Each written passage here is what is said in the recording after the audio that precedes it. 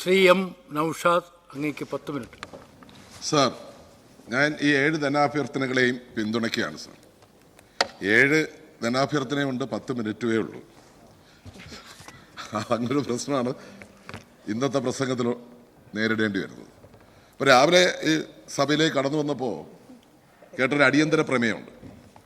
ആ അടിയന്തര പ്രമേയം അവതരിപ്പിച്ചത് വിഷയം ഭൂമി കയ്യേറ്റവുമായി ബന്ധപ്പെട്ടുള്ളതാണ്. പ്രതിപക്ഷത്തിൻ്റെ ഒരു അവസ്ഥയാണ് ആ അടിയന്തര പ്രമേയ അവതരണത്തിലൂടെ കാണാൻ കഴിഞ്ഞത്.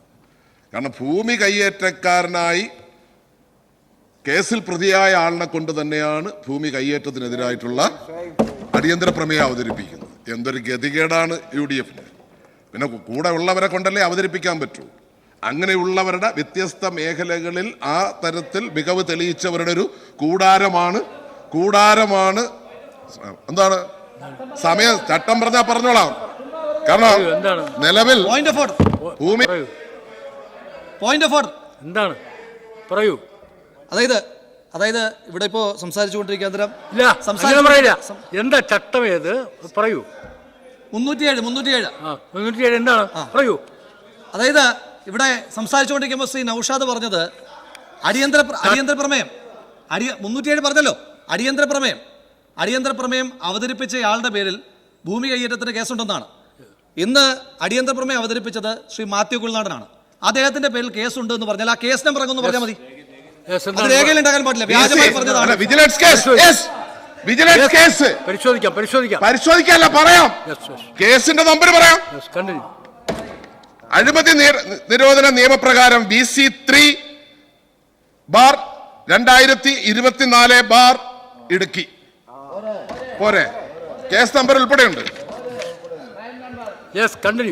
അല്ല, അപ്പോ ഞാൻ പറഞ്ഞ എത്തിച്ചേർന്നിട്ടുള്ളൊരു സ്ഥിതിവിശേഷമാണ് സാർ.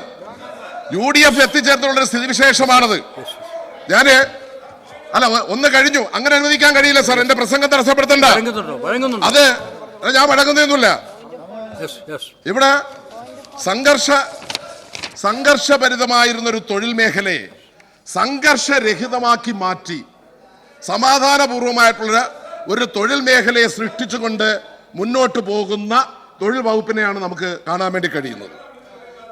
വ്യത്യസ്ത തലങ്ങളിൽ ജോബ് ഫെയറുകൾ സംഘടിപ്പിച്ച് തൊഴിൽ മേഖല ശാന്തമാക്കുന്നതിനോടൊപ്പം തൊഴിൽ നൽകുന്നതിന്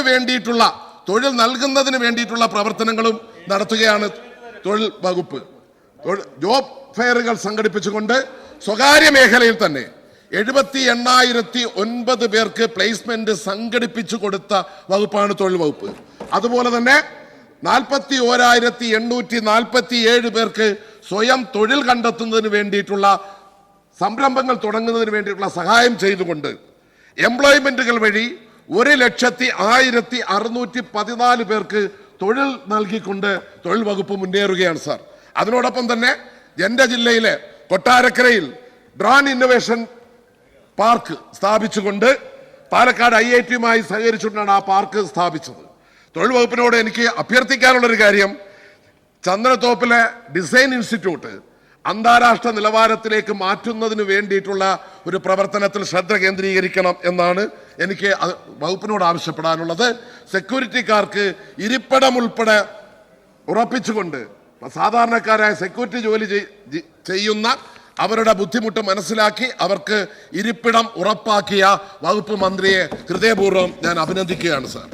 അതുപോലെ തന്നെ ഇപ്പൊ എക്സൈസ് വകുപ്പ് എന്നും വിവാദങ്ങളുടെ വകുപ്പായിരുന്നു എങ്കിൽ അതിനെ വിവാദരഹിതമാക്കി മാറ്റി ആ വകുപ്പിനെ ശക്തിപ്പെടുത്തി മദ്യത്തിന്റെ ഉപയോഗം കുറച്ചു കൊണ്ടുവന്ന് വകുപ്പിന് ആവശ്യമായ ഇൻഫ്രാസ്ട്രക്ചർ ഒരുക്കി കൊടുത്തുകൊണ്ട് ആവശ്യമായ വാഹനങ്ങൾ, വയർലെസ് സെറ്റ്. ഇവിടെ ചിലർ പറഞ്ഞ് തോക്ക് തിരിച്ചു വാങ്ങിയെന്ന്. ഇല്ല സാർ, 83 തോക്കുകൾ ആ വകുപ്പിന് കൊടുക്കുക മാത്രമല്ല 5400 തിരകളും അവർക്ക് നൽകുകയുണ്ടായി. അതുപോലെ തന്നെ കമ്പ്യൂട്ടറുകൾ റീപ്ലേസ് ചെയ്തു. വീഡിയോ കോൺഫറൻസ് സിസ്റ്റം ഏർപ്പാട് ചെയ്തുകൊണ്ട് 22 ചെക്ക് പോസ്റ്റുകളിൽ CCTV സ്ഥാപിച്ച് അതുപോലെ തന്നെ 1700 ഡ്രഗ് ഡിറ്റക്ഷൻ കിറ്റുകൾ വിതരണം ചെയ്തുകൊണ്ട് പിടിച്ചെടുക്കപ്പെടുന്ന വാഹനങ്ങൾ സൂക്ഷിക്കാനുള്ള വെഹിക്കിൾ യാർഡുകൾ ഉൾപ്പെടെ തയ്യാറാക്കിക്കൊണ്ട് ആ വകുപ്പ് മുന്നോട്ട് പോവുകയാണ്. പക്ഷേ ഇതെല്ലാം ഈ പ്രവർത്തനങ്ങളെല്ലാം നടത്തുമ്പോൾ തന്നെ ലഹരി ഇന്ന് പടരുകയാണ് എന്നുള്ളൊരു വസ്തുതയാണ്. അതിനെ പ്രതിരോധിക്കാൻ ഒന്നായി നിൽക്കേണ്ടതാണ് സർ. ഇവിടെ മുഹസിൻ ഒരു അഭിപ്രായ പ്രകടനം നടത്തുകയുണ്ടായി. ലഹരിയെ നമ്മൾ കൈകാര്യം ചെയ്യുന്നതിൽ രാഷ്ട്രീയമോ മറ്റോ ഒന്നും നോക്കാൻ പാടില്ല എന്ന്. പക്ഷേ കണ്ടുവരുന്ന പ്രവണത എന്തെന്ന് ചോദിച്ചാൽ എന്തിനും ഏതിനും മോൻ ചത്താലും വേണ്ടില്ല മരുമോളെ കണ്ണീര് കണ്ടാൽ മതി എന്നുള്ളതുപോലെ എന്തിനും LDF-നെയും CPM-നെയും SFI-യെയും കുറ്റപ്പെടുത്തുന്നതിന് വേണ്ടിയിട്ടുള്ള വേദിയാക്കി ഈ ലഹരിയെ തന്നെ ഉപയോഗിക്കുകയാണ് അവർ ചെയ്യുന്നത് എന്താ? പക്ഷെ യാഥാർത്ഥ്യം എന്താ?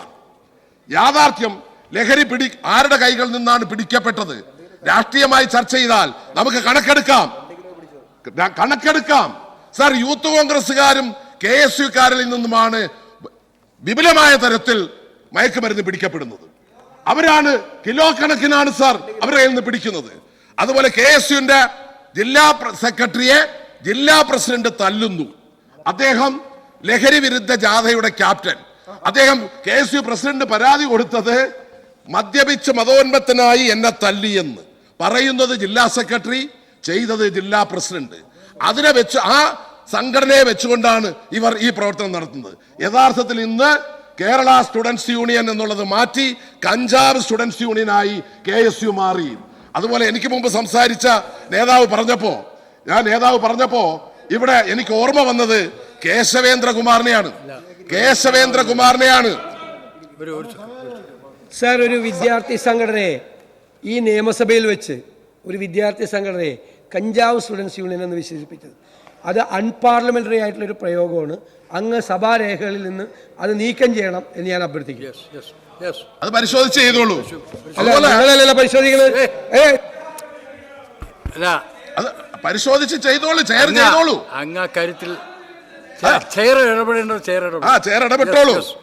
ഇവിടെ KSUവിനെ കുറിച്ച് പറഞ്ഞപ്പോ അയ്യോ ഇത്രയും മര്യാദരാമന്മാർ അതിനെക്കുറിച്ച് പറഞ്ഞപ്പോ എനിക്ക് ഓർമ്മ വരുന്നത് നമ്മുടെ ബഹുമാന്യായ കേശവേന്ദ്രകുമാർ സാറിനെയാണ്. അദ്ദേഹത്തിനോട് വർത്തമാനം പറയാൻ ചർച്ചയ്ക്കായി പോയിട്ട് അദ്ദേഹത്തിന് നേരെ കരിയോയില് ഒഴിച്ച സംസ്കാരമാണ് സാർ KSUവിനുള്ളത്. 35ഓളം വിദ്യാർത്ഥികളെ ബലി കൊടുത്ത പ്രസ്ഥാനമാണ് SFI എങ്കിൽ അവരുടെ ജീവനെടുത്ത പ്രസ്ഥാനമാണ് സാർ KSU. ഇതെല്ലാം കേരള സമൂഹത്തിന് അറിയാം സാർ. ഇവിടെ വളരെ പ്രധാനപ്പെട്ടത് ഈ ലഹരിയെ നമ്മൾ തടയാൻ ശ്രമിക്കുമ്പോൾ കഴിഞ്ഞ 9 വർഷക്കാലമായി തുടരുന്ന LDF ഭരണത്തെ ഏത് വിധേനയും അട്ടിമറിക്കാൻ പഠിച്ച പണി 18 നോക്കിയിട്ടും ഏക്കുന്നില്ല. അവസാനം PR വർക്ക് നടത്തി മരാമൻ കൺവെൻഷനിൽ എന്നെ ക്ഷണിച്ചു എന്നുൾപ്പെടെ PR വർക്ക് നടത്തിയിട്ടും ഏക്കാതെ പോയി. അവിടെ കമ്മിറ്റിക്കാർ ഞങ്ങൾ അങ്ങനെ വിളിച്ചിട്ടേ ഇല്ല, ആലോചിച്ചിട്ടില്ല എന്നുൾപ്പെടെ വെളിയിൽ വന്നതിൻ്റെയൊക്കെ ജാള്യത മറയ്ക്കാൻ ഈ കേരളത്തെ കുട്ടിച്ചോറാക്കാൻ വേണ്ടി ഈ മയക്കുമരുന്ന് മാഫിയകൾക്ക് ഒത്താശ ചെയ്യുന്ന രാഷ്ട്രീയ പ്രസ്ഥാനം ഇന്ന് UDF ആണ്. അവരുടെ അനുയായികളാണ് അതിന് മുൻപന്തിയിൽ നിൽക്കുന്നത്. അതിനെക്കുറിച്ച് കൂടി അന്വേഷിക്കണം. ആ നിയമം കുറച്ചുകൂടി കർശനമാക്കണം സാർ. ഇന്ന് അളവിനനുസരിച്ചാണ്. പക്ഷെ ആ കുറഞ്ഞ അളവിൽ പിടിക്കപ്പെട്ടാൽ ജാമ്യം ലഭിക്കുന്ന ഒരു സ്ഥിതിവിശേഷമുണ്ട്. അത് മാറ്റുന്നതിന് വേണ്ടിയിട്ടുള്ള ഇടപെടലുകൾ ആ ഭാഗത്തുനിന്ന് ഉണ്ടാകണം എന്നാണ് എനിക്ക് അഭ്യർത്ഥിക്കാനുള്ളത്. മറ്റത് ഉന്നത വിദ്യാഭ്യാസ മേഖല ഉന്നതിയിലേക്ക് പോയിക്കൊണ്ടിരിക്കുകയാണ് സാർ. കുരുടൻ ആനയെ കണ്ടതുപോലാണ് ഇവിടുത്തെ പ്രതിപക്ഷം കേരളത്തിലെ വിദ്യാഭ്യാസ മേഖലയെ കാണുന്നത്. ഇവിടെ വൈസ് ചാൻസലർമാർ ഇല്ലാത്തതിനെ കുറിച്ച് പറഞ്ഞു. ആരാണ് സാർ ഉത്തരവാദി? കഴിഞ്ഞ ഗവർണറുടെ കാലഘട്ടത്തിൽ ആ ഗവർണറുടെ ഈ സർവകലാശാലകളെ കാവ്യവൽക്കരിക്കുന്നതിന് വേണ്ടിയിട്ടുള്ള പ്രവർത്തനങ്ങളോ പ്രതിരോധിച്ചാണ് സാർ ഇന്ന് കേരളത്തിലെ സർവകലാശാലകൾ ഉന്നതിയിലേക്ക് എത്തിയതുള്ളത്. തീർച്ചയായും കാലിക്കറ്റ് അതുപോലെ കേരള യൂണിവേഴ്സിറ്റി ഉൾപ്പെടെയുള്ള എല്ലാ സർവകലാശാലകളും A++ നേടി മുന്നോട്ട് പൊയ്ക്കൊണ്ടിരിക്കുകയാണ്. ഇവിടെ ഇപ്പൊ സ്വകാര്യ സർവകലാശാലയെ കുറിച്ച് പറഞ്ഞു. സ്വകാര്യ സർവകലാശാല ഇന്ന് പൊതുമേഖലയെ സംരക്ഷിച്ചുകൊണ്ട് അതിനോടൊപ്പം ഇവിടുത്തെ സാമൂഹ്യ നീതിയും സംഭരണവും ഉറപ്പാക്കിക്കൊണ്ട് സ്വകാര്യ മൂലധനം ഉപയോഗപ്പെടുത്തുക എന്നുള്ള ഈ കാലഘട്ടത്തിന്റെ ആവശ്യം നിറവേറ്റുന്നതിന് വേണ്ടിയിട്ടാണ് സ്വകാര്യ സർവകലാശാലയെ കൊണ്ടുവന്നിട്ടുള്ളത്. ആ സ്വകാര്യ സർവകലാശാലയുടെ പ്രവർത്തനങ്ങൾ ഈ സഭയിൽ ചർച്ച ചെയ്തിട്ടാണ്, അല്ലാതല്ല. ഇവിടെ സഭയിൽ കൊണ്ടുവന്ന് എല്ലാവരുമായി ചർച്ച ചെയ്തിട്ടാണ് ആ നടപടികളിലേക്ക് പോകുന്നത്. കേരളത്തിലെ എല്ലാ കോളേജുകളും വളരെ മനോഹരമായി മുന്നോട്ട് പോയിക്കൊണ്ടിരിക്കുകയാണ് സാർ. അതുപോലെ തന്നെ ഇപ്പൊ സ്പോർട്സ് മേഖല എല്ലാ പഞ്ചായത്തിലും ഒരു കളിക്കളം എന്നുള്ള തരത്തിൽ സ്പോർട്സ് മേഖലയ്ക്ക് ഉത്തേജനം നൽകുന്ന പ്രവർത്തനമാണ് സ്പോർട്സ് മേഖല നടത്തിക്കൊണ്ടിരിക്കുന്നത്. തീർച്ചയായും ഉന്നത വിദ്യാഭ്യാസ മേഖല, ഈ പൊതുവിദ്യാഭ്യാസ മേഖല, പൊതുവിദ്യാഭ്യാസ സംരക്ഷണ യജ്ഞം വഴി വളരെ കൃത്യമായി അതിന് പുസ്തകങ്ങൾ സ്കൂൾ തുറക്കുന്നതിന് മുമ്പ് തന്നെ എത്തിക്കുക. ഓണപരീക്ഷ കഴിഞ്ഞാലും പുസ്തകങ്ങൾ എത്താത്ത സ്ഥിതിവിശേഷം കേരളത്തിൽ ഉണ്ടായിരുന്നു. ആരായിരുന്നു അതിന് നേതൃത്വം കൊടുത്തതെന്ന് നമുക്കറിയാം. എന്താണ് സാർ ഇന്നത്തെ ഈ കേരളം? ഇന്ന് ഈ ആറ്റുകാൽ പൊങ്കാല കഴിഞ്ഞു. ആ പൊങ്കാല കേരളത്തിൽ മതപരമായ ആഘോഷങ്ങൾ, ആചാരങ്ങൾ സന്തോഷത്തിൻ്റെതാണെങ്കിൽ കേരളത്തിന് പുറത്ത് സംഘർഷത്തിൻ്റെതാണ്. ഈ കേരളം മാതൃകയാവുന്ന അവിടെയാണ് സാർ. ഇവിടെ ആറ്റുകാൽ പൊങ്കാല നടക്കുമ്പോൾ മറ്റു സ്ഥലങ്ങളിൽ മറ്റുള്ളവരുടെ ആരാധനാലയങ്ങൾ മറക്കപ്പെടുമ്പോൾ ഇവിടെ മറ്റുള്ളവരുടെ ആരാധനാലയങ്ങൾ തുറന്നിട്ട് പൊങ്കാലയ്ക്ക് എത്തുന്നവരെ പരിചരിക്കുന്ന കാഴ്ചയാണ് നമുക്ക് കാണാൻ വേണ്ടി കഴിയുന്നത്. അതുപോലെ തന്നെ പ്രദക്ഷിണം നടക്കുമ്പോൾ ചെണ്ടമേളവുമായി പ്രദക്ഷിണം മുന്നോട്ട് പോകുമ്പോൾ വാങ്കുവിളി കേൾക്കുമ്പോൾ അത് നിർത്തിവെക്കുന്ന ജനത്തെയാണ് നമുക്കിവിടെ, വിശ്വാസികളെയാണ് നമുക്കിവിടെ കാണാൻ വേണ്ടി കഴിയുന്നത്. ഇവരെ കേരളത്തെയും എനിക്ക് ഒരു മിനിറ്റ് നേരത്തെ പോയത് പോയിന്റ് ഓഫ് ഓർഡറിന്റെ ഒരു മിനിറ്റ് കിട്ടാനുണ്ട്. അല്ല, അത് കിട്ടാനുണ്ട്. ഇവിടെ ഈ കേരളത്തിൽ ഈ സമയം നേരത്തെ പോയതാണ് സാർ. ഇതും പറഞ്ഞ് സമയം കളയാനില്ല, ഇത് അവസാനിപ്പിക്കുകയാണ്. വേറൊന്നുമല്ല, ഇവിടെ നമുക്കിപ്പോ മാതൃകയാക്കണം എന്ന് പറഞ്ഞു. ഈ കേരളത്തിൽ എന്താണ് ലീഗ് ചെയ്യുന്നത്? ലീഗ് ചെയ്യുന്ന കാസർഗോഡ് മുനിസിപ്പാലിറ്റിയിൽ RSSകാർക്ക് ശാഖ നടത്താനുള്ള അനുവാദം കൊടുക്കുന്നു. അതുപോലെ അവരുടെ ജാഥയ്ക്ക് നാരങ്ങാ വെള്ളം കൊടുക്കുന്നു. KPCC പ്രസിഡന്റ് ശാഖയ്ക്ക് കാവൽ നിൽക്കാൻ ആളുവിടുന്നു.